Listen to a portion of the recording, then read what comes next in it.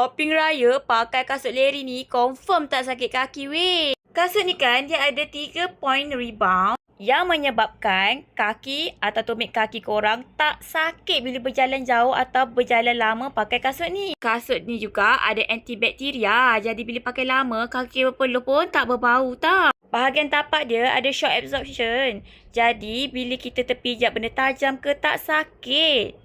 Kalau terpenyek macam ni pun tak mudah patah kasut ni. Tengoklah tapak dia, memang anti-slip, cantik sangat. Reka bentuk dia pun nampak moden, sporty. Kalau nak pakai pergi berjalan pun sangat cantik. Persukan pun cantik, brisk walk pun cantik. Korang nampak macam ada tali kan? Tapi yang ni macam decoration je korang.